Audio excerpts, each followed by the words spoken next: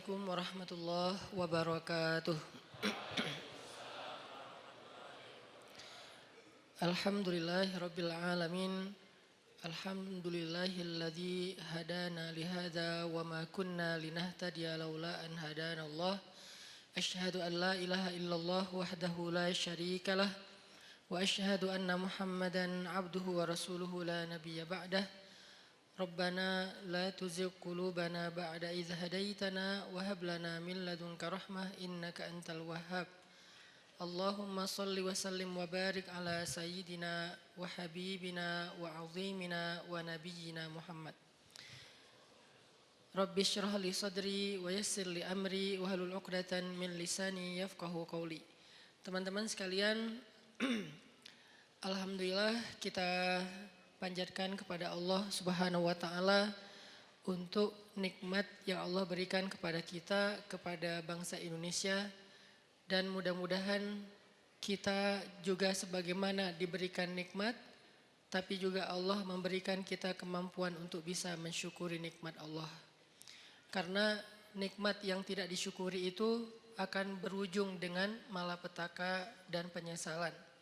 Sebaliknya, ujian yang disabari itu akan berujung dengan kenikmatan. Jadi enggak hanya bisa kita merasa gembira dan merasa nyaman dengan nikmat yang Allah kasih. Karena nikmat yang Allah kasih kepada kita, kalau tidak diiringi dengan rasa syukur, dengan ekspresi syukur yang tepat, justru nikmat itu akan sedikit demi sedikit membawa kita kepada kehancuran. Dan ketika waktu kehancuran itu Allah tetapkan, maka kita hanya bisa menyesal dan menjadi orang yang rugi. Baik itu secara personal maupun secara sebuah bangsa. Kalau bangsa ini diberikan nikmat kemerdekaan, bangsa ini diberikan nikmat untuk bisa keluar dari banyak masalah, banyak tekanan, banyak peristiwa-peristiwa besar termasuk pada tanggal 30 September dan seterusnya. Lalu kita tidak mampu mensyukurinya dengan ekspresi syukur yang benar, maka justru nikmat-nikmat yang sudah banyak Allah berikan kepada bangsa ini akan diganti menjadi kebinasaan dan malapetaka. Na'udzubillahi min dzalik. Itu pernah dialami oleh orang-orang sebelum kita. Jadi ini bukan sekedar wacana, bukan sekedar nakut-nakuti, bukan sekedar persepsi subjektif.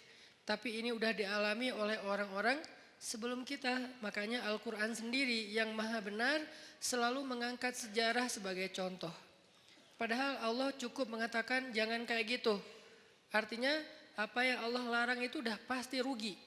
Tapi kenapa Allah habis bilang jangan kayak gitu, Allah bilang seperti orang-orang sebelum kalian yang pernah begini lalu mereka merugi. Karena Allah ingin kita belajar dari sejarah. Dulu ada satu negeri yang sangat subur di Yaman. Negeri itu sampai diistilahkan dengan baldatun thayyibatun. Baldatun yang negeri yang thayyibah, yang semua yang tumbuh itu adalah baik. Enggak ada yang enggak baik. Tapi tiba-tiba berubah menjadi sebuah negeri yang berwarna hitam. Karena Allah hanguskan negeri itu dengan kebakaran yang luar biasa. Tapi kalau kita baca sejarah, itu bukan kebakaran karena human error. Allahu alam, tapi ini adalah salah satu bentuk kemarahan Allah kepada mereka. Ini artinya kita belajar untuk berekspresi tentang mensyukuri nikmat Allah Subhanahu wa taala, baik kita secara pribadi maupun kita secara bangsa, supaya Allah Subhanahu wa taala mendawamkan nikmat itu untuk bangsa Indonesia. Teman-teman yang dirahmati Allah, malam ini kita akan lanjutkan pembahasan atau obrolan kita pada pertemuan sebelumnya, yang waktu itu saya sempat bahas dengan tema diam. Kebenaran setelah pembahasan dengan tema diam ini, ada beberapa pertanyaan yang saya lihat di sosial media, terutama di komen postingan-postingan saya, yang menurut saya belum tuntas pemahamannya. Sehingga muncullah komen-komen yang ada yang sifatnya bertanya, ada yang sifatnya menyimpulkan. Kalau yang sifatnya bertanya buat saya itu sangat fair. Karena namanya orang gak paham maka dia bertanya. Tapi kalau yang sifatnya menyimpulkan lalu keliru, buat saya harus diluruskan. Nah, dari pembahasan diam atau pembahasan sabar atau pembahasan mengalah atau pembahasan jangan membalas keburukan dengan keburukan dan seterusnya, saya melihat kadang-kadang sebagian dari kita memahaminya tidak utuh, memahaminya tidak kondisional, tetapi mengeneralisir pemahaman itu dalam kasus apapun, dan ini tidak berlaku dalam Islam. Karena dalam Islam itu selalu ada yang namanya dawabit, detail masalah. Masalahnya apa dulu? Sehingga nggak boleh seseorang itu mengeneralisir sebuah jawaban kalau ternyata memang kasusnya berbeda. Kecuali hikmah ya, kalau hikmah boleh. Hikmah yang sama untuk kasus yang banyak. Contoh hikmah keutamaan istighfar. Ada yang datang bilang, saya belum dikaruniai anak. Apa ya yang harus saya lakukan? Banyak istighfar. Datang lagi, saya belum dapat pekerjaan. Apa yang harus saya lakukan? Banyak istighfar. Saya ribut dengan pasangan. Apa yang harus saya lakukan? Banyak istighfar. Kebun saya kering. Apa yang harus saya lakukan? Banyak istighfar. Dan seterusnya, itu hikmah. Kalau hikmah itu kayak mutiara. Dia punya banyak sisi dan semuanya bercahaya. Tapi kalau jawaban yang sifatnya adalah hukum dan seterusnya, fikih, ini nggak bisa mengeneralisir semua masalah dengan satu fatwa. Kadang-kadang dalam satu hal dia boleh, tapi dalam kondisi yang lain dia menjadi tidak boleh atau sebaliknya. Nah, pemahaman tentang pembahasan kita bab diam kemarin, ketika kita menyimpulkan bahwa diam itu adalah pilihan orang-orang bijak, diam itu adalah baik, diam itu justru cara kita membela diri, gitu kan ya. Diam cara paling baik untuk membela diri, bukan membela agama. Itu dua kalimat yang berbeda. Diam cara paling baik untuk membela diri, bukan membela agama. Kalau membela agama atau ada kemungkaran kita diam, itu kalau bahasa ulama dia adalah syaitan dalam wujud manusia. Nauzubillah min dzalik. Gak boleh diam. Cuman kita juga perlu belajar kalau gak boleh diam terus kita ngapain. Karena ada orang bilang kita gak boleh diam, tapi dia juga gak ngerti ngapain setelahnya, nyikapinnya gimana, ngeresponnya gimana, ekspresinya gimana. Nah, ini semuanya adalah pembahasan yang tidak satu kali pertemuan. Kita harus membahasnya secara berturut, kemudian kita mencoba memahaminya dari semua kondisi. Kemarin kita membahas masalah bahwa diam itu adalah cara untuk membela diri yang paling baik. Nanti fadilahnya akan ditolong oleh Allah, dinaungi malaikat, didoain malaikat. Itu hanya berlaku kalau yang dicela, difitnah, dibully, dihina, apalagi dicaci, di hate speech adalah personal pribadi kita. Berlaku kalau yang dihina itu adalah pribadi kita. Walaupun tetap kemarin saya tegaskan pilihan sikap bukan hanya diam. Kita boleh bersikap dengan merespon. Seperti yang saya cerita ada Rachel dia merespon. Tapi dengan cara agak easy going, santai gitu. Enggak terlalu emosional. Itu juga boleh. Atau kita mengambil sikap menjelaskan. Tabayun bahasa yang sering kita dengar. Itu juga boleh. Atau kita mengambil sikap marah. Atau ada orang ya, jangan kita lah ya. Kalau dalam kasus ini ada orang mengambil sikap marah, dia tersinggung. Kita harus memaklumi karena dia manusia biasa selama marah dan tersinggungnya tidak berlebihan. Jadi ini banyak pilihan sikap. Tapi di antara semua pilihan sikap itu ternyata pilihan diam menjadi salah satu yang terbaik. Salah satu yang terbaik, bukan satu-satunya. Sehingga nanti kalau ada ustadz lain atau ada anggapan lain mengatakan ini pilihan yang terbaik ketika kita lagi disakiti secara pribadi, itu juga mungkin salah satunya. Saya nggak mau mengatakan, mengklaim satu-satunya yang terbaik itu adalah yang saya katakan. Enggak, salah satunya. Ternyata diam adalah salah satu pilihan sikap paling baik dan paling insya Allah luar biasa hasilnya kalau kita sedang mengalami kezoliman terhadap diri kita secara pribadi. Tapi terhadap orang yang dalam tanggungan kita, keluarga kita, orang tua kita, pasangan kita, anak kita, saudara kita, bahkan saudara seiman kita, itu beda lagi. Karena kalau misalnya ada saudara seiman kita disakiti, kita diam, berharap terus nanti malaikat akan mendoakan kita. Ini kayaknya ini agak klise ya. Enggak seperti itu pemahamannya. Kalau saudara seiman kita dizolimi, disakiti, maka berlakulah hadis Nabi, tolonglah saudaramu yang zalim atau yang terzolimi. Yang zalim atau yang terzolimi. Para sahabat bertanya, ya Rasulullah, menolong saudara kami yang terzolimi, kami mengerti, maklum. Itu sesuatu yang semua orang insya Allah memaklumi. Maklum itu bahasa Arab, maklum. Tapi menolong saudara kami yang menzolimi, itu gimana? Kata Nabi, cegah dia dari perbuatan zalim, berarti engkau telah menolong dia. Ini artinya menolong saudara kita yang dalam keadaan terzolimi, teraniaya, difitnah, disakiti. Kita boleh menolongnya, kita boleh merespon, kita boleh membela. Tapi dengan cara-cara yang juga harus ada di dalam etika moralnya seorang yang beriman. Tapi kalau diri kita, maka contoh-contoh yang saya angkat kemarin rata-rata lebih ke sikap dia kalau dia pribadi yang disakiti. Ada siapa kemarin? Maryam. Ada Aisyah nanti di surat An-Nur. Ketika Aisyah dituduh selingkuh dengan Sofwan, Aisyah diam. Maryam dituduh berzina, nggak punya suami tapi punya anak. Maryam diam. Nah ini artinya yang dituduh, yang disakiti itu adalah personal orangnya, sehingga sikap orang itu adalah diam setelah dia mencoba untuk tabayun sewajarnya.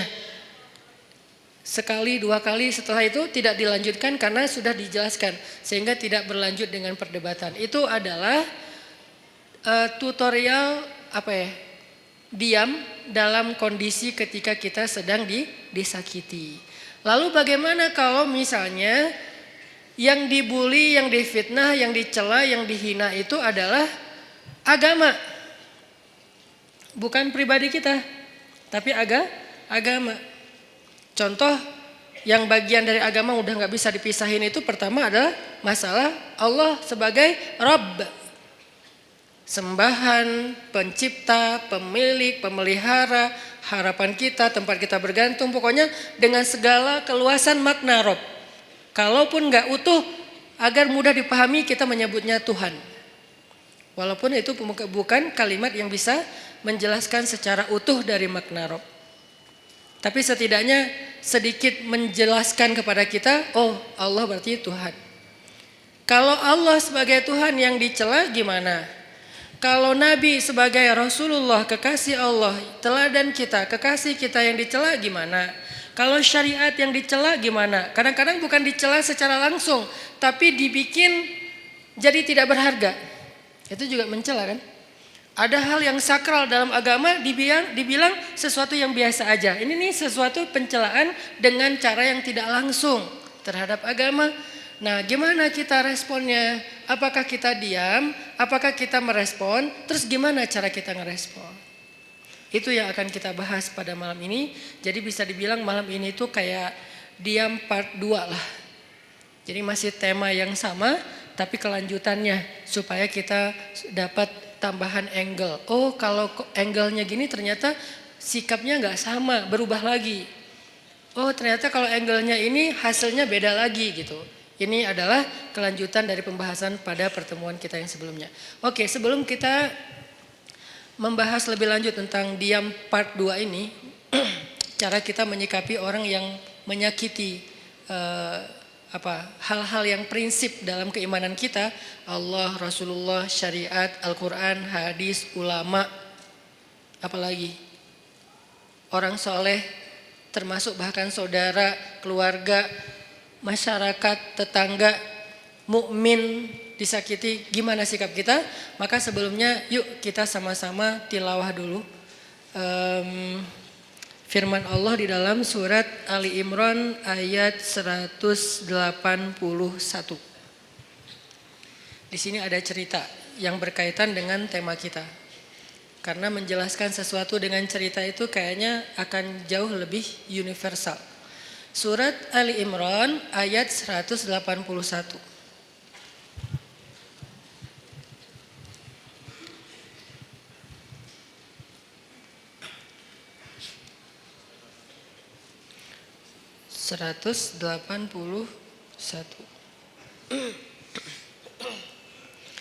A'udzu billahi minasy syaithanir rajim.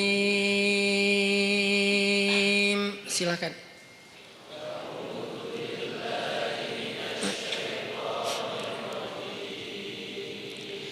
Bismillahirrahmanirrahim.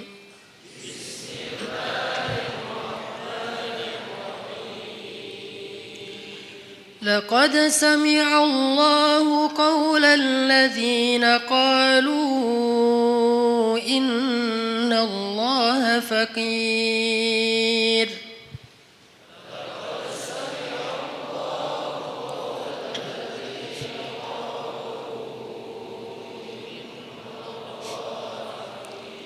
الذين قالوا إن الله فقير ونحن أغنياء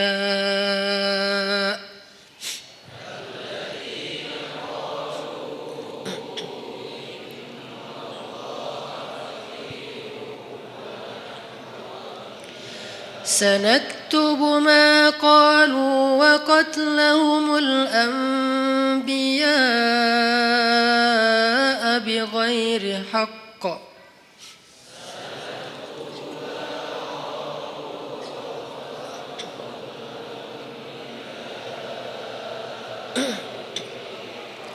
ونقول ذوقوا عذاب الحريق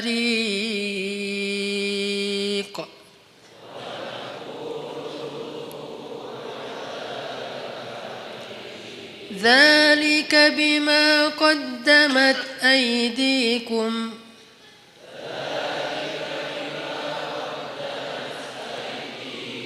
وأن الله ليس بظلام للعبيد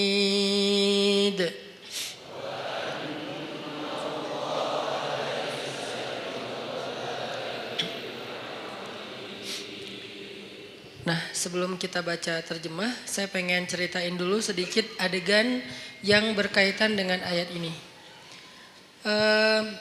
Satu hari Abu Bakar As-Siddiq lagi main ke sebuah kawasan atau ke sebuah pasar tempat orang-orang Yahudi ngumpul. Jadi kayak di Madinah itu kan ada orang Islam sama orang Yahudi kan hidup berdampingan.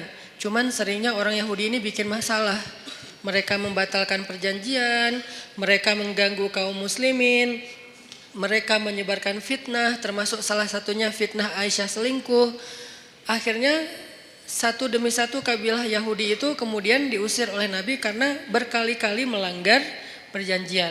Maka jadilah kota Madinah itu hanya tinggal kaum muslimin saja. Tadinya Islam di Madinah itu sangat berdampingan dengan orang Yahudi. Karena dasarnya Islam itu kan rahmatan lil alamin ya. Nggak mau ngerecokin orang, nggak mau ganggu orang. Itu Islam banget tuh. Islam nggak mau ganggu orang, Nabi itu paling nggak enak ngerepotin orang. Itu tuh Islam banget. Tapi juga Islam punya prinsip. Dia punya hal yang buat dia itu nggak bisa ditawar. Salah satunya adalah kehormatan. Apalagi yang berkaitan dengan kehormatan perempuan. Kemudian masalah ideologi, hal-hal yang akidah, syariah, sehingga muncullah kalimat lakum dinukum waliyadin. Kalian dengan cara agama kalian, kami dengan cara agama kami. Bisa nggak kayak gitu kita hidup? Nggak usah saling mengganggu. Bisa, oke. Tanda tangan perjanjian, jalan beberapa lama. Ternyata dilanggar sama orang Yahudi. Sekali dibiarin, diminta pertanggungjawaban 2 kali, kemudian Nabi menuntut 3 kali. Udah berkali-kali sampai puncaknya yang paling parah misalnya kayak membunuh, mempermalukan perempuan muslimah, ini udah gak bisa ditawar. Makanya diusir oleh Rasulullah SAW. Nah, waktu itu kaum Yahudi masih berdampingan dengan Nabi. Satu hari Abu Bakar datang ke tempat main atau nongkrongnya orang Yahudi lah. Kayak kafenya Yahudi lah mungkin atau restorannya Yahudi gitu kan. Mereka lagi nongkrong. Datang Abu Bakar situ. Tadinya Abu Bakar datang niatnya baik, pengen silaturahim. Bukan silaturahim ya. Pengen temenan lah. Karena sebetulnya silaturahim dalam makna aslinya hanya berlaku untuk keluarga. Sebutlah dengan bahasa kita silaturahim. pengen silaturahim sama beberapa tokoh Yahudi, salah satunya bernama Fanhas. Nah, ketika sampai di tempat Fanhas nongkrong, Abu Bakar datang, terus Abu Bakar duduk dengan Fanhas, Abu Bakar ngobrol gitu sama Fanhas. Fanhas, kamu tahu kan Islam itu benar? Soalnya Fanhas ini siapa? Fanhas ini tokoh agama Yahudi yang memiliki ilmu sejarah yang bagus tentang nabi-nabi sebelumnya, yang dia membaca Alkitab, yang pasti di dalam Alkitab itu disebutkan tentang Nabi Muhammad. Makanya Abu Bakar ngobrol dengan Fanhas, baik-baik sih ngobrolnya. Fanhas, kamu tahu kan Islam itu benar? Kamu tahu kan Muhammad itu utusan Allah sesuai dengan yang kamu baca di dalam literasi kamu? Kata Fanhas, ya emang kenapa? Terus kenapa kamu gak ikut aja, gak beriman? Cuma nanya doang gitu, bukan maksa. Apa jawaban Fanhas? Bagaimana saya mau mengikuti sebuah agama yang Tuhannya itu miskin, yang Tuhannya itu fakir, dan dia membutuhkan harta dari kita. Ketika dia berfirman, "May yuqridullaha qardhan hasana." Itulah bedanya orang yang kufurnya kufur fikrah, intelektual, dengan kufur karena dia nggak paham. Kalau orang yang kufur nggak paham, kita toleran banget. Orang-orang yang nggak suka dengan syariah karena dia nggak paham, kita toleran banget. Ya udah nggak apa-apa, nggak maksa. Dia nggak mau menjalankan syariat nggak apa-apa. Tapi kalau dia mempengaruhi orang lain dengan sebuah propaganda, dengan framing negatif, dengan hal-hal yang membentuk opini publik yang salah, nah ini dalam Islam perlu diluruskan. Kalau di dalam masyarakat lingkungan bangsa kita tuh kayak beberapa tokoh sekuler liberal, salah satunya yang kemarin sempat rame bilang menghafal Quran udah nggak penting gitu kan. Ya mungkin dia kurang baca sejarah juga menurut saya, padahal itu sejarah yang paling simpel sih, nggak harus jadi ahli. Bahwa di masa Nabi selain udah ada penghafal Quran, Nabi juga menyuruh sahabat untuk menulis Al-Quran. Udah ada penghafal Quran banyak, ada Ibnu Mas'ud, ada Ibnu Abbas, ada Ibnu Umar, ada banyak sahabat penghafal Quran yang hidup di masa Nabi. Tapi tetap aja Nabi nyuruh nulis Al-Quran. Atau sebaliknya, udah ada yang nulis tapi tetap aja Nabi memotivasi mereka menghafal Al-Quran. Jadi ada yang menghafal, ada yang menulis. Cuman belum dijilid kayak gini, ini namanya mushaf. Kalau belum dijilid namanya nuskhah. Kalau udah dijilid namanya mushaf, sudah satu jilid. Sehingga dari Al-Fatihah sampai Al-Ikhlas, An-Nas udah ada di sini semua gitu. Baik berbentuk fisik ataupun berbentuk platform digital kayak yang di handphone dan seterusnya. Dulu di masa Nabi belum dijilid, masih lembaran-lembaran yang terpisah. Ada yang ditulis di kulit binatang, ada yang ditulis di pelepah pohon, ada yang ditulis di batu. Sehingga sahabat-sahabat itu mendapatkan Al-Quran nggak utuh 30 juz. Lagian kan Al-Quran belum turun 30 juz kan? Baru turun sejuz, 5 juz, 10 juz, kan bertahap tuh. Sampai akhirnya turun total sebelum Nabi wafat 30 juz. Sehingga sahabat kalau baca Quran ada yang cuman di rumahnya itu 2 lembar. Ya udah itu aja terus yang dibaca, soalnya dia nggak hafal. Ada sahabat yang baca Quran 1 juz, ya udah itu aja yang dihafal, yang dibaca. Baru kemudian dijilid pada masa Abu Bakar As-Siddiq atas inisiatif dari Umar bin Khattab. Kata Umar, ya Abu Bakar, kenapa nggak kita jilid aja Al-Quran supaya nggak berceceran di mana-mana. Kata sahabat yang lain, ya Umar, gimana kita mau melakukan sesuatu yang tidak dilakukan Nabi? Ini pertanyaan sering muncul kan sekarang. Ngapain kita lakukan sesuatu yang nggak dilakukan Nabi? Kata Umar, seandainya Nabi masih hidup, pasti Nabi akan mengatakan ini baik. Kalau bahasa orang yang lebih fanatik lagi sekarang, tapi kan Nabi nggak melakukan. Seandainya itu baik, kenapa Nabi nggak ngelakuin? Berarti apa yang Nabi nggak lakuin berarti nggak baik. Nah ini nih pemikiran nggak terbuka. Umar itu orang yang sangat open minded banget. Sehingga dia banyak nyampain gagasan-gagasan yang justru kayak sesuatu yang baru gitu di zaman itu. Lalu akhirnya setelah disyurokan oleh para sahabat, mereka sepakat bahwa ini baik, maka dilakukanlah proses penjilidan Al-Quran pertama di masa Abu Bakar. Kemudian diulangi lagi, lebih teratur lagi di masa Utsman bin Affan. Karena di masa Utsman itu ada semacam polemik soal tata cara membaca Al-Quran. Karena banyaknya orang non-Arab yang masuk Islam, lalu mereka salah dalam membaca ayat-ayat secara huruf, secara baris. Kalau baris saja masih mending, ini hurufnya salah. Kenapa huruf bisa salah Ustadz? Karena dulu Al-Quran itu tulisannya nggak ada titik. Kalau sekarang kita nyebut Arab gundul itu nggak ada baris ya. Kalau dulu tuh lebih gundul lagi. Bukan hanya nggak ada baris tapi nggak ada titik. Jadi shin dengan sin itu sama-sama nggak punya titik. Shad dengan dot itu sama, nggak ada titik. Lo dengan to sama, nggak ada titik. Ba, ta, sa sama, nggak ada titik. Jadi linusabbita bihi fuadak bisa dibaca linubayyina bihi fuadak. Jauh kan? Linusabbita bihi fuadak, untuk kami teguhkan hatimu dengannya, bisa dibaca linubayyina bihi fuadak, untuk kami perjelas maksud di dalam hatimu dengannya. Itu jauh banget perbedaannya. Kenapa? Karena tidak ada titik. Akhirnya banyak orang non-Arab yang masuk Islam di masa Utsman salah membaca huruf. Jadilah Al-Quran itu agak banyak kesalahan. Dan itu rame yang membaca dengan cara yang salah. Akhirnya Utsman berinisiatif untuk mengumpulkan lagi cara baca yang tadinya 10 huruf menjadi 1 huruf. 1 huruf menjadi 10 qiraat dan seterusnya, itu pokoknya rumit lah pokoknya. Sejarahnya rumit. Intinya di zaman Nabi itu udah ada smartphone dalam bentuk tulisan di lembaran-lembaran. Atau kenapa tetap dianjurkan menghafal Quran? Ini jawaban paling logis menurut sejarah. Belum lagi nanti ada jawaban dari sisi spiritual. Bahwa menghafal Quran itu fadilahnya luar biasa. Kita tuh dapat mahkota di padang mahsyar. Hanya orang yang tidak beriman atau ragu dengan janji Allah dan Rasul yang gak peduli dengan hal kayak gini. Bahwa nanti dia akan pakai mahkota cahaya di padang mahsyar, dia bisa menyelamatkan 10 keluarganya. Gak bisa nyelamatin saudara kita, keluarga kita 10 orang dengan membawa smartphone.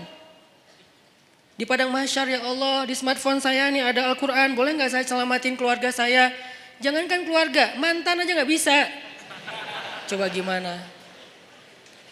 Jadi memang ada fadilah tertentu, walaupun kita mungkin yang ngomong kayak gini juga belum tentu hafal Al-Quran dengan ayat yang banyak. Tapi setidaknya saya tuh selalu respect banget sama yang menghafal Al-Quran dan menganjurkan. Sampai anak saya sekarang 3-3-nya sekolahnya khusus tahfiz. Karena saya berharap mereka gak seperti saya. Yang baru serius ngafal Al-Quran pas udah gede. Mereka harus tuntas dulu Al-Quran, sisanya boleh belajar sains, belajar apapun lah. Kan dulu ulama-ulama saintis Islam itu hafiz ya rata-rata ya.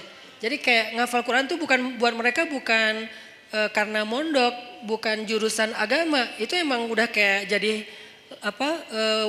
jadi budaya yang soleh di antara masyarakat Islam.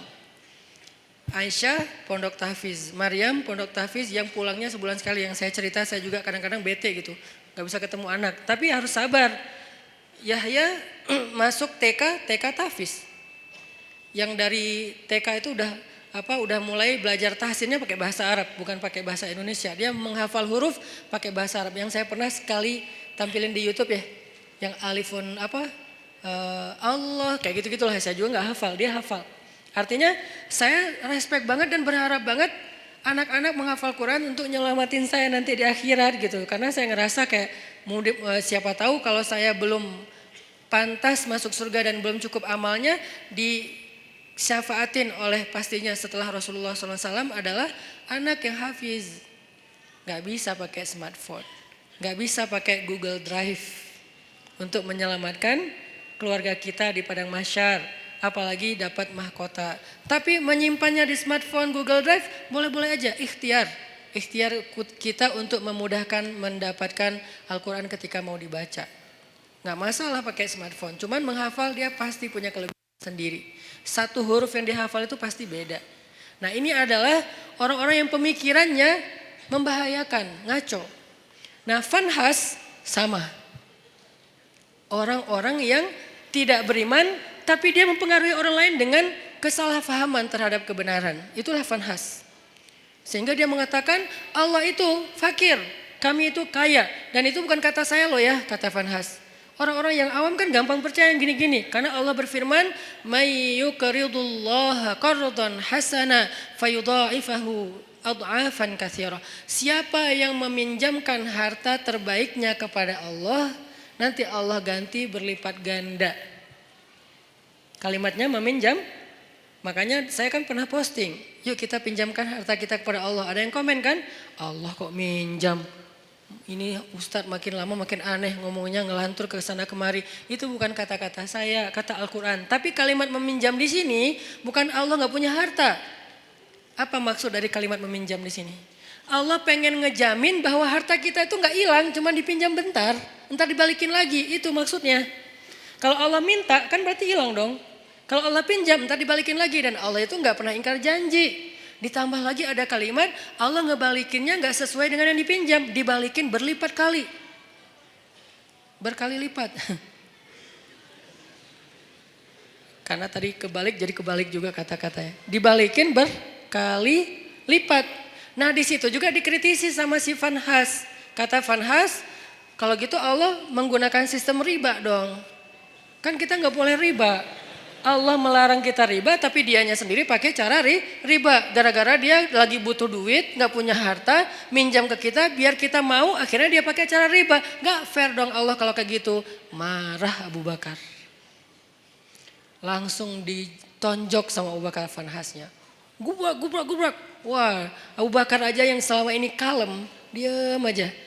Orangnya sabar kalau dirinya yang, kebayang gak ketika di Mekah Abu Bakar itu dikeroyok orang gara-gara ngebelain Nabi. Sampai saking dahsyatnya mereka mengeroyok Abu Bakar, itu wajah Abu Bakar tuh hancur dan gak dikenali. Kamu siapa Abu Bakar? Kok jadi gitu? Mukanya tuh hancur. Abu Bakar terima digituin. Tapi ketika Allah dihina sama Vanhas, wah itu digebukin terus-terusan sama Abu Bakar. Sampai Vanhas dibela rame-rame, terus Abu Bakar pulang. Vanhas datang ke Rasulullah SAW bilang, ya Muhammad, lihat nih apa yang dilakukan sahabat kamu kepada saya. Ini yang kamu bilang Islam, yang katanya damai segala macam. Siapa yang melakukan itu? Abu Bakar. Rasulullah aja gak percaya. Abu Bakar? Kalau Umar, Nabi percaya. Karena Umar kan orangnya tegas, keras kan. Ghalidun syadid, itu julukan Umar. Keras dan tegas, Umar. Sampai ada yang datang ke rumah Umar nanya tentang satu masalah. Kata Umar, kenapa kamu tanya ke saya? Kan ada Rasulullah di tengah-tengah kita. Jadi gak boleh nanya fatwa, hukum tentang agama kepada seseorang ketika ada Nabi di situ, tuh gak boleh. Salah fatal. Sama kayak kita ada ulama, nanyanya yang bukan ulama, gak boleh nanya ke ulama aja. Makanya ketika kita nanya tentang agama bukan ke ulama, padahal di bangsa Indonesia ini banyak ulama, kita tuh udah salah. Jadi nanya aja udah salah, pasti jawabannya lebih salah. Walaupun benar tetap salah. SOP-nya gak kayak gitu. Nah ada orang datang ke Umar, nanya tentang agama. Kata Umar, kenapa kamu gak nanya ke Rasul? Masa nanyanya ke saya? Kata dia, saya udah datang ke Rasul. Terus apa jawaban Rasul? Jawaban Rasul saya gak berkesan. Maksudnya kayak bukan itu yang saya harapin. Dia kayak maksa gitu, pengen jawaban sesuai harapan dia. Kan ada orang kayak gitu kan. Nanya pengen nemu jawaban sesuai harapan. Kalau nggak nemu nanya lagi ke ustadz yang lain. Sampai nemu yang mengatakan, oh ya udah ini halal. Baru dia bilang, tuh kan kata saya juga. 9 ustadz bilang haram, 1 ustadz bilang halal, dia ambil yang 1. Nah ini masih mending lah sesama ustadz. Ini mah Rasul. Rasul udah kasih jawaban, tapi saya nggak cocok gitu. Makanya saya tanya kepada kamu, menurut saya kamu bijak. Dipuji-puji Umar. Apa yang dilakukan Umar? Kata Umar, ya udah tunggu sebentar ya. Dia masuk, keluar bawa pedang. Udah dihunuskan pedangnya. Bukan bawa pedang dalam sarungnya, dihunuskan pedangnya. Ini nih jawaban saya nih, langsung kabur tuh orang. Itu Umar. Karena Umar tersinggung, dianggap sebagai orang bijak sementara Rasul aja ditolak. Itu penghinaan buat Rasul dan penghinaan buat Umar sendiri. Makanya Umar langsung ngeluarin pedang, orangnya kabur. Tapi ini yang melakukan Abu Bakar, bukan Umar. Orang yang gak pernah dikenal, pernah mukulin orang. Satu-satunya yang pernah dipukul Abu Bakar itu cuma berhala.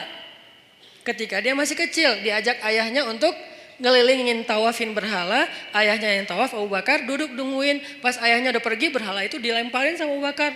Lo ngapain sih orang-orang tawaf ke lo, padahal gak bisa ngapa-ngapain. Itu Abu Bakar, salah satu sahabat, walaupun sedikit sekali jumlahnya. Sahabat yang gak pernah syirik bahkan di masa sebelum Islam, Abu Bakar. Salah satunya.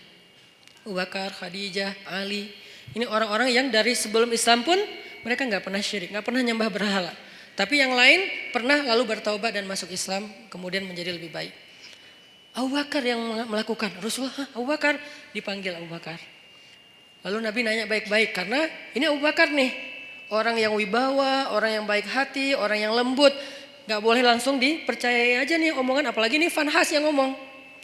Rasulullah nanya, ya Abu Bakar, ini perbuatan kamu? Ya Rasulullah. Nabi kaget. Jadi itu bukan hoax. Benar nih Abu Bakar nonjokin orang, gebukin orang. Ya Rasulullah. Ya Abu Bakar, kenapa kamu pukul dia? Apa jawaban Abu Bakar? Ya Rasulullah, inna aduwallah qala qawlan aziman annallaha faqirun wa annahum anillahi aghniya. Ya Rasulullah, sesungguhnya musuh Allah ini mengatakan satu kalimat yang sangat fatal, yang sangat buruk tentang Allah. Dia bilang Allah itu fakir dan mereka itu kaya dan tidak butuh kepada Allah. Maka ghadibtu lillah ya Rasulullah. Saya marah karena Allah ya Rasulullah. Rasulullah nanya ke si Fanhas. Fanhas, benar kamu bilang Allah fakir? Enggak, namanya juga orang Bani Israel. Enggak semua Yahudi itu kayak gitu. Karena ada Yahudi yang lurus dulu, enggak tahu sekarang. Tapi umat Yahudi kan Nabi Musa Yahudi yang membawa agama Yahudi. Kemudian nanti ada keluarga Nabi Musa yang Yahudi termasuk sampai Zakaria, Imran Yahudi kan. Jadi bukan agamanya, Bani Israel lah yang paling bawel itu. Ternyata dia bohong, dia bilang enggak. Wah Abu Bakar udah mukulin saya, sekarang dia memfitnah saya Muhammad. Beginikah didikanmu terhadap sahabatmu? Rasulullah bingung, mana yang benar nih? Abu Bakar mukul Fanhas. Tapi Fanhas bilang saya enggak mengatakan hal yang kayak gitu. Saya disakitin sama Abu Bakar. Abu Bakar itu emang benci sama saya sejak dulu. Akhirnya ketika Nabi tidak bisa menilai siapa yang benar siapa yang salah, turunlah ayat ini. Allah mendengar pembicaraan orang yang mengatakan Allah fakir dan kami kaya. Dengan segala macam kemarahan Allah juga marah tuh. Di sini Allah kayak bilang, aku juga marah, bukan Abu Bakar doang kata Allah. Jadi Abu Bakar kayak dibela gitu sama Allah. Abu Bakar, bareng kita marah sama dia. Gitu. Kan keren ya Abu Bakar ya di situ ya. Sampai Allah mengatakan apa tadi ayatnya teh? Wa naqulu dzuqu adzabal harik, dan kami balas ucapan mereka dengan kalimat dzuqu adzabal harik, rasakan azab yang membara. Itu tuh ancaman Allah kepada Fanhas nanti di akhirat. Artinya Allah tuh merestui Abu Bakar marah. Allah merestui Abu Bakar marah. Tapi kita jangan buru-buru menyimpulkan ini terus kita langsung take action ya. Wah ini bahaya, gue tonjokin aja nih. Jangan, karena ini nih Fanhas. Yang kita hadapi kan bukan Fanhas kan, beda-beda kan. Ada yang namanya mungkin dia pakai nama Abu atau apalah kayak gitu-gitu kan. Ini nggak boleh difanhasin. Karena kalau dia difanhasin nanti jadi rame, Islam malah yang jelek juga kan. Makanya ya hadapi aja dengan argumentasi ilmiah, hadapi aja dengan penjelasan yang meluruskan persepsi kepada masyarakat, gak usah terpancing. Biarkan harusnya hukum yang bergerak di situ, karena emang kewajiban seorang yang memegang hukum, penguasa. Kalau dia nggak mengambil tindakan hukum, dia bertanggung jawab di hadapan Allah SWT. Dalam arti membiarkan orang menghina Allah, Rasulullah, agama Allah. Membiarkan saja dosa karena dia mampu untuk mencegah, untuk menyikapinya, untuk menghukum dengan cara yang terbaik. Di zaman Umar, ketika Umar jadi khalifah, ada tuh yang kayak gitu tuh. Suka nyebarin hal-hal yang kayak aneh, nyeleneh tentang agama. Asalnya dari Irak. Dia ini emang tokoh liberalnya Irak lah. Dia nyebarin fitnah tentang makna ayat Al-Quran. Saya lupa tapi ayatnya apa, nanti saya cek lagi. Tapi dia kayak bikin keraguan orang terhadap kebenaran Al-Quran. Kalau dalam bahasa ulama ini disebut dengan istilah syubhat. Makanya ada istilah raddus syubhat, menolak, membantah syubhat-syubhat tentang agama. Ada yang mengatakan misalnya ternyata melakukan hubungan walaupun tidak halal, tidak resmi, tidak dalam akad nikah, asalkan sama-sama rela, itu sesuatu yang dibolehkan. Ini namanya syubhat, menyebarkan fitnah tentang agama di tengah-tengah masyarakat. Ini fatal banget dalam sebuah sebuah bangsa atau masyarakat. Di zaman Umar ada orang kayak gitu. Kalau kita baca sejarah kekhalifahan Umar itu luar biasa loh. Ada orang yang dideportasi karena terlalu ganteng. Selebgram terlalu ganteng dan itu nggak ada hasil editan. Kalau saya kan ngeditnya lama kan ya, pakai editor terbaik lah Rifat C. Tapi kalau ini nggak perlu diedit, udah emang ganteng. Rambutnya ikal sepundak, keren banget. Sampai saking gantengnya dia, cewek-cewek nggak mau nikah kecuali sama dia. Kan kasihan banget cowok yang lain ya. Gak mau nikah kecuali sama dia. Sampai ada cewek-cewek bikin syair tentang dia. Kayak bikin lagu gitu tentang dia. Di aransemen dengan cara-cara yang berbeda-beda. Ada syair isinya gini. Seandainya tempat tidurku hangat bersama dengan dia. Coba. Syair jahiliyah namanya. Aku ingin tempat tidurku terasa hangat bersama dia. Sampai gitu terdengar oleh Umar. Nauzubillah kata Umar. Innalillah astagfirullah. Umar kan suka keliling-keliling gitu kan. Pas dengar itu Umar nanya kepada kayak kabinetnya, siapa cewek itu? Dia fansnya. Siapa cowok yang disebut di situ? Itu. Akhirnya dipanggil cowok itu ke tempat Umar. Kemudian Umar melihat ganteng. Emang ganteng gitu. Kenapa kok cewek senang sama dia? Gantengnya di sebelah mana ya? Akhirnya Umar berkesimpulan yang buat dia makin ganteng itu emang mahkotanya adalah rambut. Rambutnya adalah mahkota. Akhirnya kamu tahu kesalahan kamu apa? Apa wahai Amirul Mukminin? Kamu terlalu ganteng. Salah saya apa? Kan saya takdirnya lahir seperti ini, C. Ya udah sekarang kamu harus dikurangi kegantengannya sedikit biar nggak jadi fitnah. Itu tuh di zaman Umar, ada yang kayak gitu kejadiannya. Coba kayak gitu-gitu aja diurus oleh negara loh. Demi supaya kan tugas seorang pemimpin itu adalah menjamin rakyatnya itu tidak terjadi masalah kan, termasuk masalah moral. Ini kan masalah moral. Yang nanti merusak juga masalah spiritual, iman, ibadah. Kan jadi gak khusyuk ngingat dia terus lagi sholat. Makanya gak boleh. Nah akhirnya kata Umar, kamu harus dikurangin kegantengannya. Caranya dipotong rambutnya. Astagfirullahaladzim. Digundul, dipotong sampai habis. Akhirnya ini hak saya gimana? Hak kamu adalah kamu akan dibayar oleh negara. Gara-gara dipotong rambut dibayar oleh negara. Akhirnya dia dipotong rambut. Besok datang lagi. Karena rambutnya udah habis kan malu kan rambut udah habis. Dia pakai sorban. Datang ke Umar. Kata Umar ini lebih ganteng. Ternyata pakai sorban malah lebih keren lagi gitu. Aduh Umar bingung nih gimana diapain. Masa dibuka sorbannya kasihan mempermalukan. Islam itu menjaga banget hak orang lain. Gak mau mempermalukan. Dia tetap rambutnya dihabisin. Tapi jangan dibiarin kelihatan orang banyak. Karena itu malu. Soalnya itu kayak aib kalau di Arab rambutnya pelontos gitu itu aib. Sehingga akhirnya dikasihlah sorban. Malah makin ganteng. Umar bingung. Akhirnya Umar memutuskan dia harus dideportasi ke sebuah kampung yang isinya nenek-nenek. Kampung itu nenek-neneknya pas dia datang, gitu. Kan parah juga nih nenek-nenek. Akhirnya dia dideportasi ke luar negeri yang kampungnya isinya orang ibu-ibu tua. Yang dia atas tindakan itu dia digaji oleh pemerintah. Ini adilnya Islam. Hukum tegak tapi fair. Hukum tegak tapi fair. Dia nggak hanya dideportasi terus biarin dalam keadaan terlunta-lunta. Enggak. Dia dikasih gaji oleh pemerintah. Tapi dia sendiri di tempat yang terasing. Tiba-tiba ibunya di kota Madinah datang ke Umar dan mengatakan, celaka engkau wahai Amirul Mukminin. Kenapa saya celaka ibu? Kata Umar. Karena engkau duduk bersama anak-anakmu, putra-putramu dan engkau bersama dengan mereka dalam keadaan nyaman, bahagia. Tapi engkau memisahkan saya dengan putra saya. Siapa putra ibu? Fulan underscore Fulan. Oh yang selebgram itu? Iya. Ya udah ibu maunya apa? Saya jauh dari putra saya kangen dengan putra saya. Kamu tahu gak sih rasanya kangen gitu kan?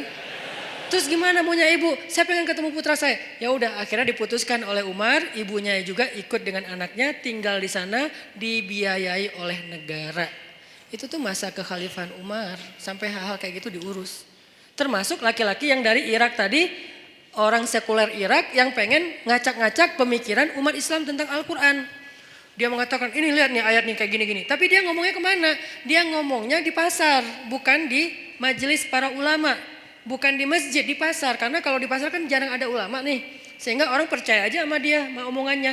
Dipanggil sama Umar. Tahu gak kesalahan kamu apa? Apa? 2. 1.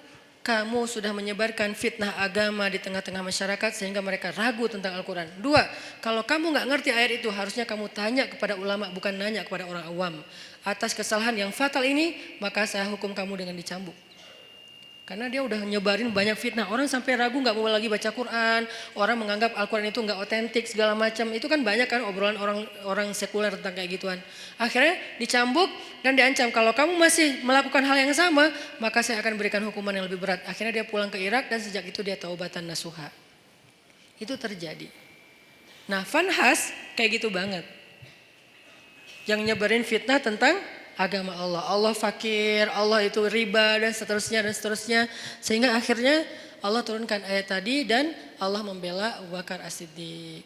Nah, kalimat yang saya pengen kita renungkan dari kalimatnya Abu Bakar itu apa? Ghadibtu lillah ya Rasulullah.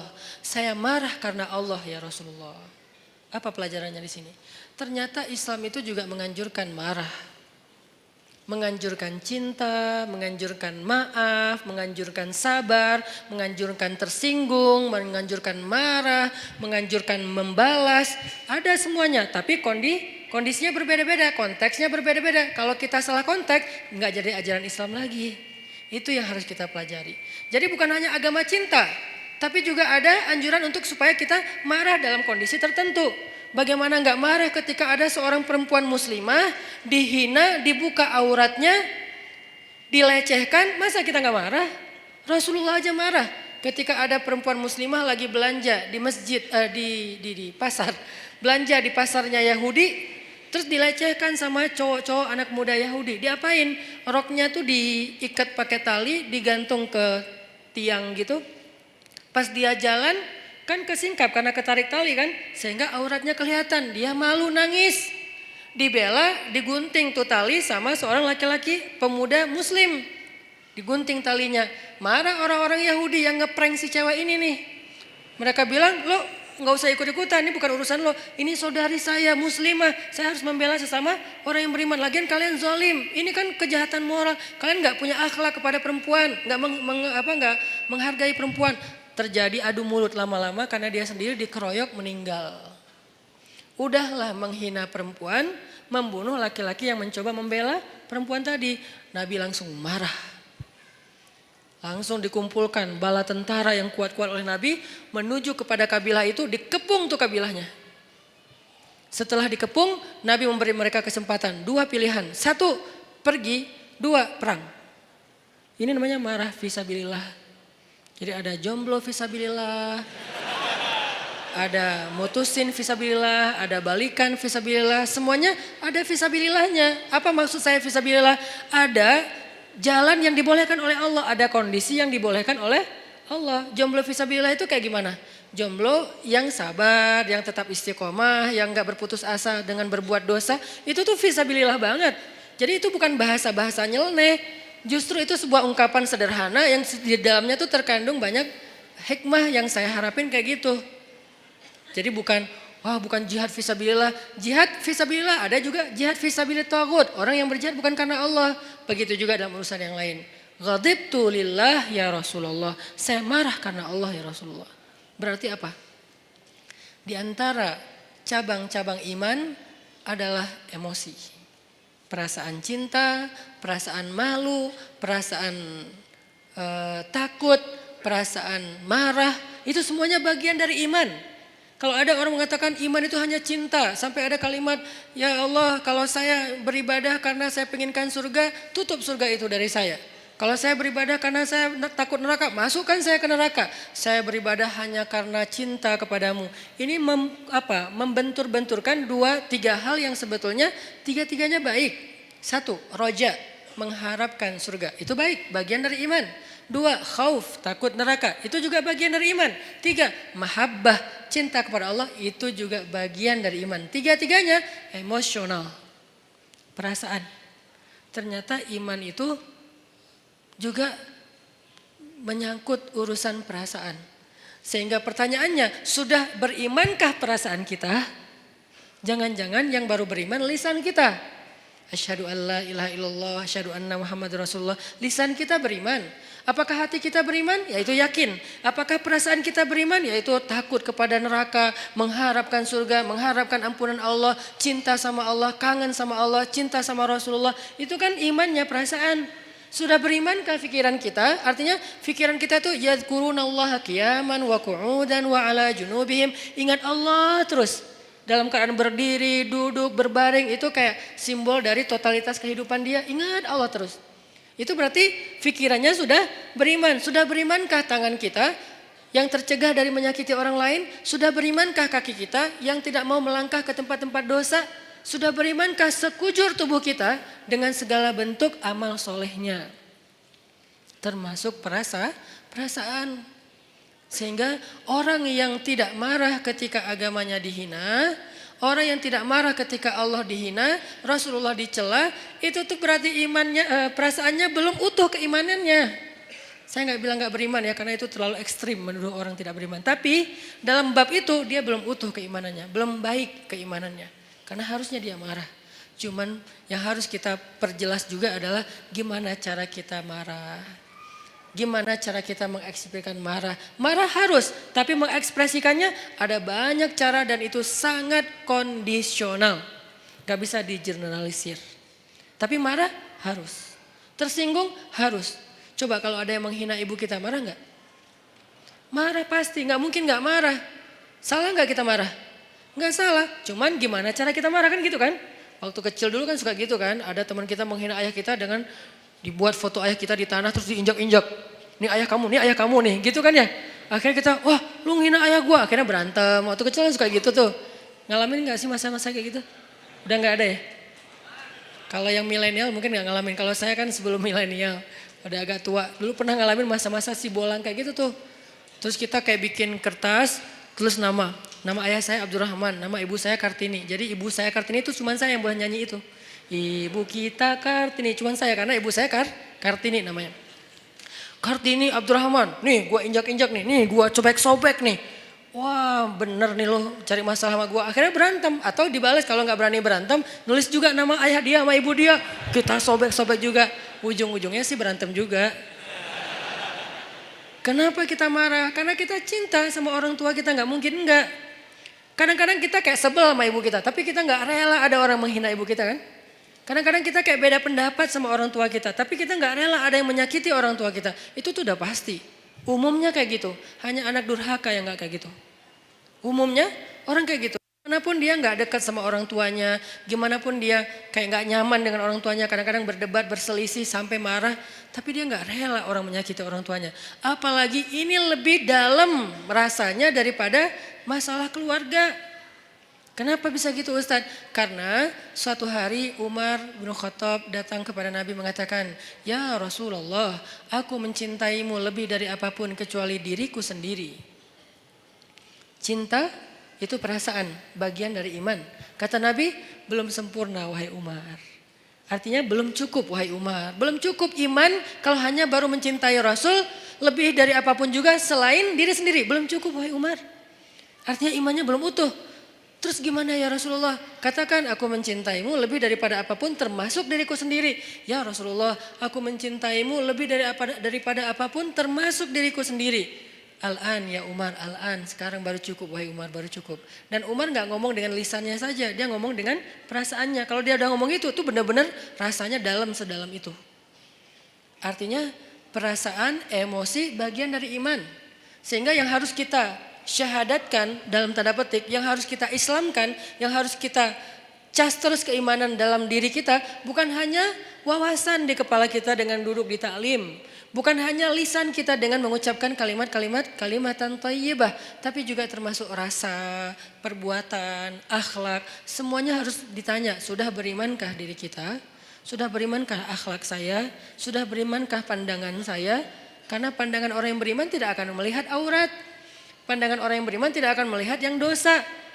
Nanti di atas mereka ada yang lebih dahsyat lagi. Jangankan aurat orang lain, aurat sendiri aja gak mau ngelihat. Siapa dia? Ali bin Abi Thalib. Aurat sendiri aja gak ngelihat. Coba, kebayang gak tuh? Ya gak usah dibayangin juga sih. Aurat sendiri gak mau ngelihat. Saking karamallahu wajhah, saking mulianya wajah dan matanya Ali bin Abi Thalib. Aurat sendiri gak mau lihat. Dalam peperangan dia duel sama musuh, kemudian dia menebas kaki musuhnya dengan pedang Ali, lalu tersobeklah pakaian laki-laki tersebut dan kelihatan pahanya. Ali langsung palingkan wajahnya, nggak mau ngelihat paha musuh coba. Padahal lagi perang tuh, bukan lagi jalan, lagi kayak kena motor atau apa misalnya sobek, enggak. Dan itu cowok, kebayang nggak cewek? Kalau kita cewek, ini cowok, artinya ya apa sih teman doang atau apa gitu kan ya. Walaupun ada sebagian yang mengatakan paha bukan aurat. Kalau yang mengatakan paha bukan aurat berarti adegan itu bukan paha, lebih dari itu. Kalau yang mengatakan paha itu aurat berarti kejadian itu hanya sebatas paha. Dua-duanya pendapat ulama dan kita hargai. Yang jelas Ali nggak mau ngelihat, langsung memalingkan wajahnya. Nah musuhnya kan curang, di mana-mana kan di film juga yang fiktif, yang namanya antagonis selalu curang kan. Nggak ada yang antagonis tapi baik hati, itu namanya bukan antagonis, hero. Dia pasti curang. Begitu Ali sebagai superhero-nya balik arah, dia nyerang, curang kan. Tapi Ali, yang digituin Ali gitu, salah orang. Ali balik arah, justru pedangnya tuh lagi siaga. Begitu dia nyerang, diputerin lagi tuh pedang, putus leher musuh tersebut. Dan itu musuh bukan orang biasa, legendnya orang Mekah. Yang sahabat-sahabat gak berani duel sama dia, diam semuanya.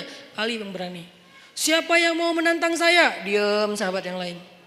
Kata Ali, gak ada yang bangkit. Ya Rasulullah saya. Kata Rasulullah, Ali duduk. Duduk aja Ali.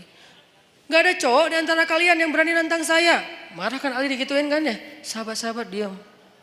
Kenapa gak ada yang bangkit? Itu tuh terkenal Amru. Orang yang paling jago berpedang di antara orang Mekah. Belum pernah kalah sama sekali. Jadi benar-benar menang KO terus gitu. Amru yang menantang. Diam. Ali bilang, ya Rasulullah saya. Ali, aku gak tega kalau sesuatu terjadi sama kamu. Rasulullah aja kayak ngerasa Ali gak bisa ngalahin dia. Ali diam. Tapi gergetan banget. Siapa yang berani nantang saya? Atau kita pulang aja nih, udah beres. Akhirnya, ya Rasulullah, jangan biarkan dia menghina Islam. Biarkan saya menghadapi dia, Allah yang akan menolong saya. Ali hati-hati ya. Ya Rasulullah, datanglah Ali. Akhirnya tarung dan Ali menang telak dalam pertarungan waktu itu. Ini karamallahu wajah. Matanya itu mata yang beriman. Telinganya telinga yang beriman. Lisannya lisan yang beriman. Wajahnya wajah yang beriman. Gimana wajah yang beriman? La tahkiranna minal ma'rufi syai'a walau antalqa akhaka biwajhin taliq. Janganlah kalian ngeremehin amal soleh walaupun kecil, walau sekedar bertemu dengan saudaramu dengan wajhun, wajah bahasa Arab jadi bahasa Indonesia, wajah yang apa? Sumringah, wajah berseri-seri, wajah yang happy. Jangan ketemu teman kita cemberut aja. Kamu kenapa? Enggak, emang muka saya emang kayak gini. Nah, kalau itu beda ya. Tapi berusaha untuk tersenyum. Itu tuh wajah beriman. Jadi wajah aja, ada wajah beriman, ada yang wajah tidak beriman. Wujuhu yauma idzin muswaddat, gitu ya kurang lebih. Pokoknya wajah mereka hari itu dalam keadaan tertutup debu, dalam keadaan alaiha ghabarah, dalam keadaan tertutup debu, dalam keadaan hitam legam. Itu wajah orang kufur. Sedangkan orang yang beriman wajahnya bercahaya, wajahnya happy, wajahnya bahagia dari sejak di dunia. Wajah kita sudah berimankah? Kemudian apa lagi? Hati kita sudah berimankah? Perasaan kita sudah berimankah? Tangan, kaki kita sudah berimankah? Rambut kita sudah berimankah? Dan seterusnya, semuanya. Gimana rambut yang beriman Ustadz? Nabi melarang kita untuk membuat rambut yang terlalu ditipisin sebelah ya. Sampai tinggal di atas doang gitu kan. Itu dalam Islam dilarang. Berarti rambut yang beriman yang gak kayak gitu. Kalau ditipis sedikit gak apa-apa. Tapi ini tipisin habis tinggal gini doang. Ya itu tidak dianjurkan dalam Islam. Berarti rambut yang beriman, rambut yang biasa-biasa aja. Kalau bisa agak luar biasa dikit. Tadi kayak cowok yang keren tadi, rambutnya sepundak, ikal. Kalau nggak mampu Ustadz, karena kalau udah saya panjang nggak turun ke bawah, naik ke atas, ya udah jangan dipaksain. Tergantung jenis rambut. Yang jelas rapi, terus dirawat sama dia kan ya. Itu rambut orang beriman. Ternyata iman itu bukan hanya soal sholat, puasa, termasuk perasaan. Jadi marah itu bisa jadi bagian dari iman kalau tepat dalam kondisinya. Sehingga Abu Bakar marah, ghadibtu lillah ya Rasulullah. Itu kata kuncinya. Aku marah karena Allah wahai Rasulullah SAW. Sehingga kita wajib marah teman-teman. Sampai Nabi pernah mengatakan juga dalam masalah perasaan dan iman itu ada hubungannya. Kata Nabi, salasun man kunna wajada fihi halawatal iman. Man kunna fihi wajada halawatal iman. Ada 3 hal yang kalau seseorang itu ngerasain kalau seseorang itu mendapatkannya berarti dia merasakan nikmatnya iman. Merasakan puncaknya iman. Merasakan loh ya, bukan melakukan, bukan mengatakan, bukan memikirkan, tapi merasakan, rasa. Dan 3-tiganya rasa. Ada 3 perasaan yang kalau seseorang mendapatkan dalam dirinya berarti dia berada di puncaknya iman. 1. Ayyakunallahu wa rasuluhu ahabba ilaihi mimma siwahuma. Ketika Allah dan Rasul lebih dicintai olehnya dari apapun juga. Cinta, perasaan. Yang kedua, perasaan juga. Ayyuhibbal mar'a la yuhibbuhu illa lillah. Mencintai seseorang dan tidak mencintainya kecuali karena Allah. Mencintai sesama muslim, mencintai ulama, mencintai habaib, mencintai para kiai, mencintai guru-guru kita, mencintai orang yang soleh, yang lebih soleh dari kita, mencintai, itu perasaan. Dan itu adalah wajada halawatul iman, puncaknya iman. Ketiga, ayyakraha ayyauda ilal kufr kama yakrahu ayyuqadhafa finnar. Benci, ternyata benci juga bagian dari iman. Benci, bagian dari iman. Jadi kalau ada orang Islam itu tidak membenci, benci. Kepada apa dia benci? Kepada dosa, kepada kemungkaran, kepada kekufuran dia benci. Makanya bahasanya ayyakraha ayyauda ilal kufr. Dia benci untuk kembali kepada kufur. Saya enggak mengatakan kalimatnya benci kepada orang kafir, enggak. Benci kepada kembali kepada kekufuran. Artinya perbuatannya. Dia benci dengan perbuatan dosa, bermaksiat, dia benci. Berarti kalau kita udah bisa membenci dosa-dosa kita di masa lalu, insya Allah kita sudah merasakan puncaknya iman, benci. Jadi kalau dikatakan Islam itu nggak ada kebencian, ada kebencian, dalam banget. Kebenciannya bagian dari 70 cabang iman. Tapi bencinya siapa? Apa? Yang dibenci adalah dosa. Makanya ada ayat Allahumma habib, ada doa Allahumma habib ilainal iman wa zayyinhu fi qulubina wa karrih ilainal kufra wal fusuqa wal isyan waj'alna minar rasyidin. Itu doa. Diambil dari ayat. Ayatnya walakinnallaha habbaba ilaikumul iman wa zayyanahu fi qulubikum wa karraha ilaikumul kufra wal fusuqa wal isyan wa ja'alakum minar rasyidin. Allah menjadikan kalian apa mereka gitu sebagai orang yang mencintai keimanan dan menjadikan rasa cinta itu indah dalam hati mereka. Lalu menjadikan mereka benci kepada kekufuran dan itulah orang yang mendapatkan petunjuk. Benci kepada kufur, dosa, fusuk. Fusuk itu apa? Akhlak yang buruk. Dia nggak suka. Jadi kalau kita ngelihat ada orang yang perangainya nggak bagus dan kita ngerasa itu kayak entertain, hiburan, ini kita berarti nggak punya benci nih. Jangan benci orangnya, benci perangai perbuatan yang buruknya. Orangnya nggak ada, ini lain lagi ceritanya. Karena orang bisa berubah kan? Kalau keburukan dari zaman iblis sampai nanti kiamat, ya tetap namanya keburukan. Yang benar sudah jelas, yang buruk sudah jelas. Tapi kalau orangnya bisa berubah. Pagi dia kufur, malam dia mukmin. Pagi dia setan, malam bisa jadi malaikat. Makanya jangan membenci orangnya. Siapa tahu suatu saat dia berubah. Tapi membenci perbuatannya wajib, bagian dari iman. Ada orang yang memperolok-olok agama. Ya kita benci perbuatannya, orangnya kita serahkan kepada Allah. Kalau perlu kita doain ya Allah beri dia petunjuk.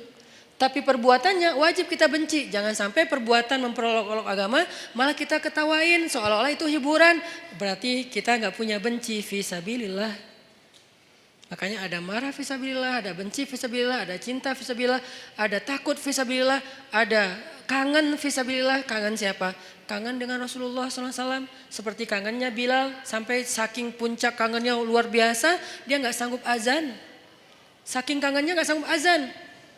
Kalau kita azan biasa aja gitu kan, mungkin semangat, tapi nggak sampai bikin kita nggak bisa ngucapin asyhadu anna Muhammadan Rasulullah. Nggak kuat Bilal ngomong itu.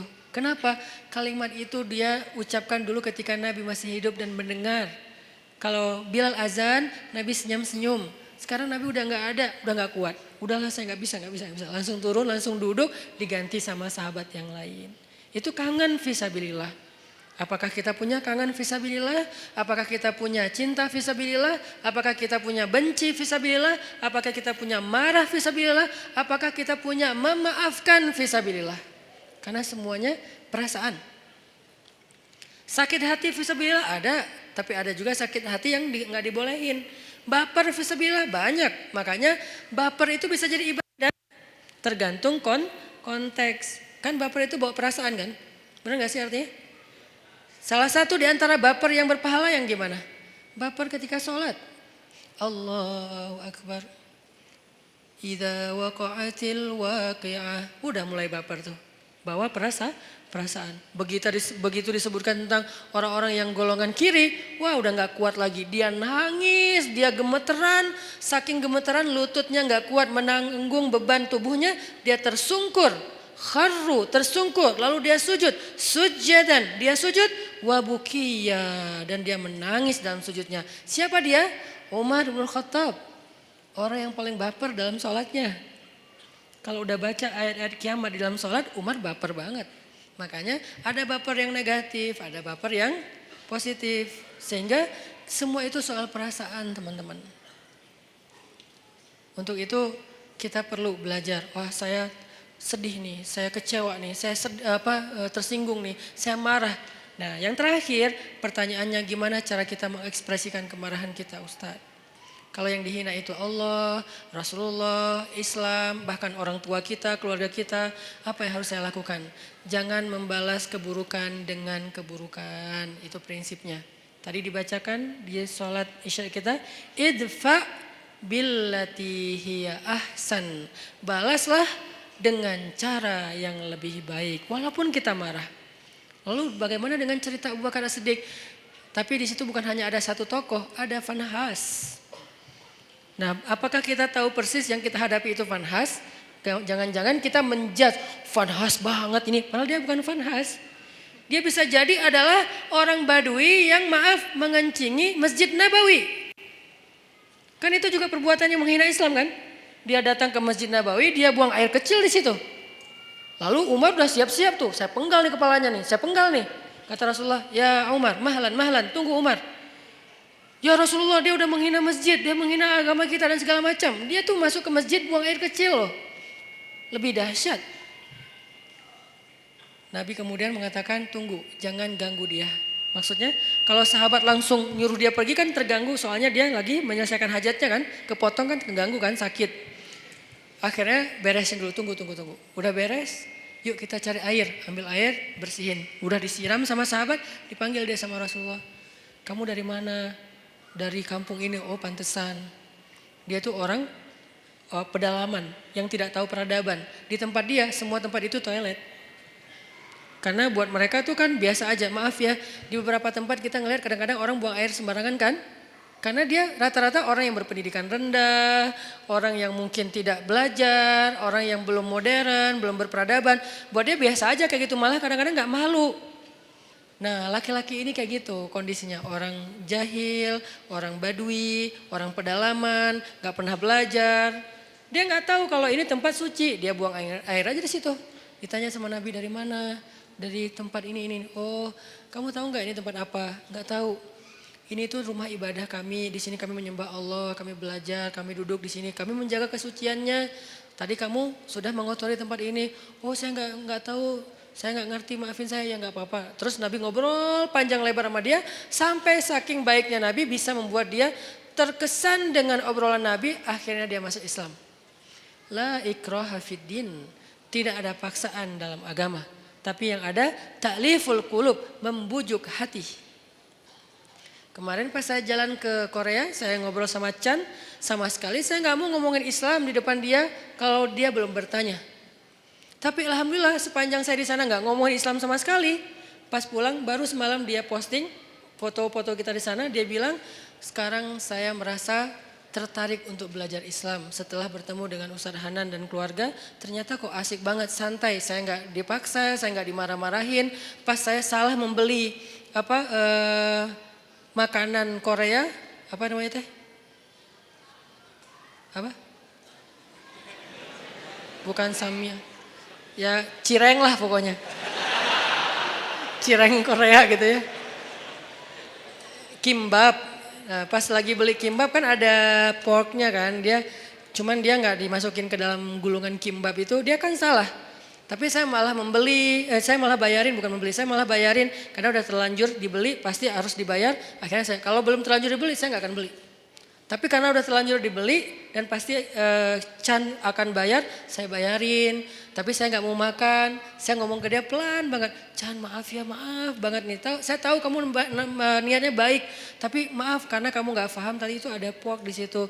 Walaupun nggak dikasih di sini, tetap nggak boleh bagi kami. Maaf ya. Oh ya nggak apa-apa, nggak apa-apa. Dia malah respect. Alhamdulillah sekarang pengen belajar Islam. Walaupun hidayah itu di tangan Allah, bukan di tangan kita. Kita hanya ikhtiar. Akhirnya orang Baduy ini masuk Islam. Setelah masuk Islam, dia doa, ya Allah, berilah rahmatmu kepada saya dan kepada Rasulullah, yang lain jangan. Dia sebel sama yang lain. Karena tadi mau dimarahin kan sama yang lain, kata Nabi, kenapa doanya kayak gitu? Iya Rasulullah, saya sebel sama mereka. Kalau doa yang baik-baik supaya malaikat mendoakan juga kamu dengan kebaikan yang sama. Oh gitu ya Rasul, ya Allah rahmati saya, Rasulullah dan yang lain-lain juga. Beres kan ya? Ini nih siapa? Ini bukan Fanhas. Ini orang yang belum mengerti tentang kebenaran. Kalau Fanhas ngerti banget. Malah Alkitab, dia ngerti Alkitab. Taurat, Injil, Al-Quran bahkan. Makanya dia tahu ayatnya. Bukan orang biasa, beda sikapnya. Kalau kepada orang kayak gitu, kita memberitahu. Ada orang yang bertanya atau komentar karena dia nggak ngerti, kita jelasin, kita luruskan kalau bahasa saya di komen. Bukan saya marahin, saya luruskan. Kadang-kadang ada teman-teman yang niatnya baik, pengen bela saya tapi malah marah-marah. Saya juga berharap jangan. Ini Ustaz Hanan, malu nggak lo? Jangan ngomong kayak gitu. Ini mempermalukan orang. Saya juga cuma ngomong kalau ini tentang saya diam. Kalau tentang Rasulullah, saya luruskan. Kayak gitu bahasanya, saya pilih diksi yang tidak menjudge. Sehingga nanti sikap kita mudah-mudahan mewakili wajah Islam. Walaupun nggak sempurna, soalnya kita manusia biasa ya. Islam sempurna banget tapi kita nggak sempurna. Setidaknya kita udah berusaha untuk menampilkan wajah Islam terbaik yang kita mampu. Orang baru tertarik. Nah, idfa billatihi ahsan. Balaslah dengan cara yang lebih baik. Ada di surat apa itu? Coba kita buka surat Fussilat. Surat ke-41 ayat 34. Idfa billati hiya ahsan. Kalau kita bisa membalas keburukan orang dengan cara yang lebih baik. Maksud cara yang lebih baik itu gimana Ustadz? Bisa jadi orangnya kita pahamkan. Itu kan cara lebih baik kan? Dia menghina Islam, kita nggak menghina dia. Kita nggak menghina agamanya, kita pahamkan. Oh ini maksudnya. Kalau dia nggak bisa juga, kita coba kebaikannya dengan cara lain. Kadang-kadang ada kebaikannya bukan dengan pemahaman, dengan narasi. Kita kasih dia hadiah kalau ada yang kenal dengan dia. Minimal kita senyumin dulu. Minimal kita nasehatin dengan diam-diam lewat DM atau apapun lah. Pokoknya jangan sampai kita mencela, mendebat, ngebully rame-rame dengan nge-replay komennya dia, kasihan. Kadang-kadang dia nggak ada niat mencela. Cuman karena nggak paham, akhirnya di replay banyak ratusan replay, semuanya menjat dia. Saya kasihan kadang-kadang kayak gitu. Padahal niat saya tadi pengen meluruskan, tapi di bawah tuh wah macam-macam. Walaupun niatnya baik, tetap caranya belum tepat. Sehingga balaslah dengan billatihi ahsan. Hasilnya apa kalau kita bisa konsisten kayak gitu? Hasilnya faidza alladzi bainaka wa bainahu adawah ka'annahu waliyun hamim. Bisa jadi kalian yang tadinya bermusuh-musuhan dengan cara idfa billati hiya ahsan, membalas dengan yang baik, dia akan menjadi waliyun hamim, pelindung yang sangat setia. Menjadi kawan baik, menjadi sahabat karib, menjadi pelindung yang setia, yang loyal. Itu hasil cara kita marah. Boleh marah tetap, tapi ekspresikan marah itu dengan cara-cara yang justru melahirkan kebaikan. Satu. Cara yang kedua, kalau misalnya kita nggak mampu, ini kan yang paling ideal nih. Saya nggak mau memberikan solusi ideal doang, sementara saya juga nggak selalu bisa kayak gitu. Dan saya manusia biasa. Nanti kalau sesekali teman-teman ngelihat saya di sosial media, kadang-kadang kepancing, itu karena Hanan Attaqi itu manusia, bukan malaikat. Yang saya omongin di sini nggak semuanya mampu saya amalkan. Makanya saya kasih beberapa alternatif. Yang paling tinggi, idfa billati hiya ahsan. Itu haqqa tuqatih, sebenar-benar takwa. Kalau nggak mampu haqqa tuqatih gimana ya Rasulullah, kata sahabat. Kalau nggak mampu haqqa tuqatih, sebenar-benar takwa, Allah berfirman di surat At-Taghabun, fattaqullaha mastata'tum. Bertakwalah kepada Allah semampu kalian. Allah aja kayak gitu coba. Pertama disuruh apa? Sebenar-benar takwa. Dalam kasus ini sebenar-benar takwa adalah balaslah keburukan dengan kebaikan. Itu sebenar-benar takwa. Yang paling ideal udah. Tapi kan kadang kita mampu, kadang enggak kan? Kadang-kadang kita memang benar-benar mampu dan kita kayak takjub gitu. Kok saya bisa ya? Membalas keburukan dengan kebaikan. Di komen negatif, di hate speech kita balas makasih. Kadang bisa. Kadang orang ngomong baik-baik kita malah marah-marah. Namanya juga manusia. Naik turun imannya. Kalau iman lagi naik jadi malaikat. Kalau lagi turun jadi setan. Kan gitulah kita ya. Sehingga Allah tahu banget lah kita tuh manusia biasa. Sehingga setelah Allah bilang ittaqullaha haqqa tuqatih, bertakwalah dengan sebenar-benar takwa. Salah satu kasusnya adalah balaslah dengan yang lebih baik. Allah katakan fattaqullaha mastata'tum. Kalau nggak bisa maka bertakwalah kepada Allah semampu kalian. Di akhir surat At-Taghabun. Jadi dua ayat ini saling mengutuhkan. Nah dalam kasus semampu kita gimana? Coba teman-teman buka Al-An'am.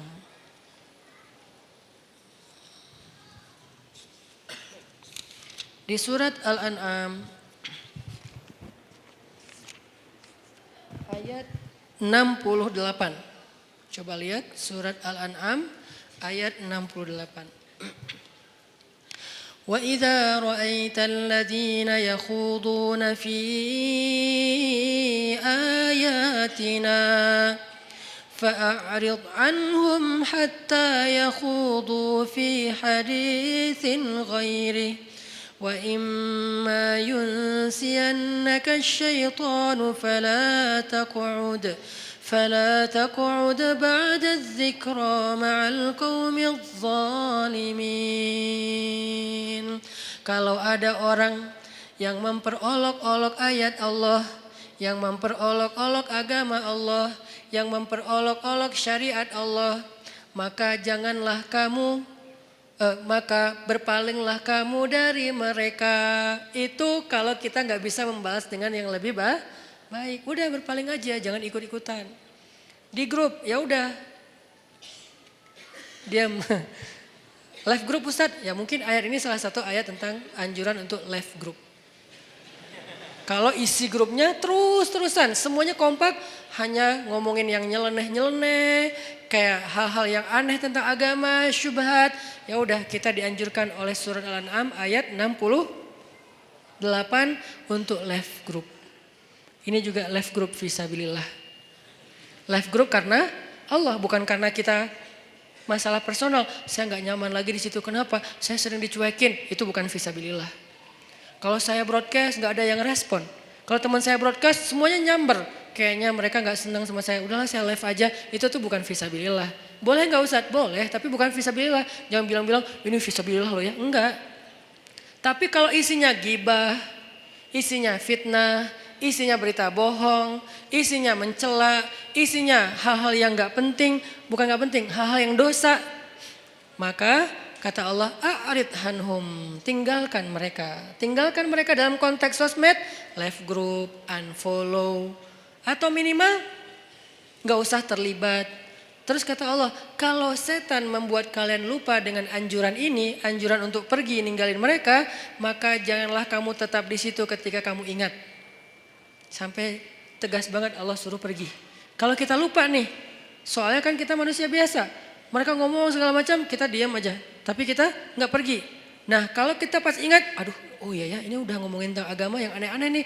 Ya udah deh, saya pergi. Nah pergilah kalau kalian tidak mampu untuk memperbaiki keadaan itu. Ini.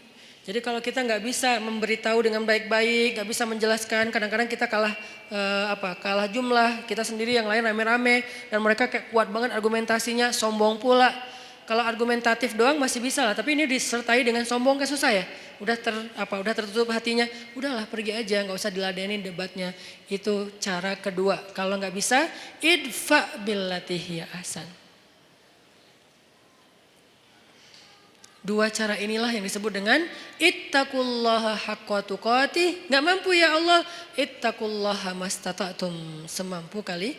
La yukallifullahu nafsan illa usaha. Itu teman-teman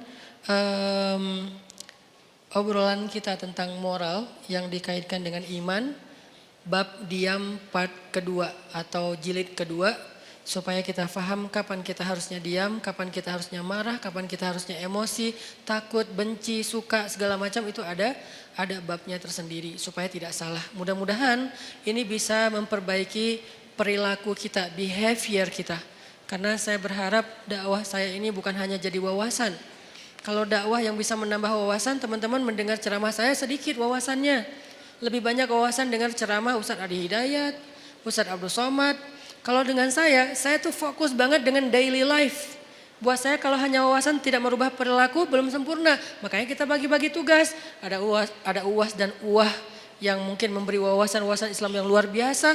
Ada UHA yang memberikan lebih kepada tutorial daily life yang lebih islami. Behavior, persepsi dan seterusnya. Lagian ini tuh praktis insya Allah dalam kehidupan kita. Di sosial media atau dalam kehidupan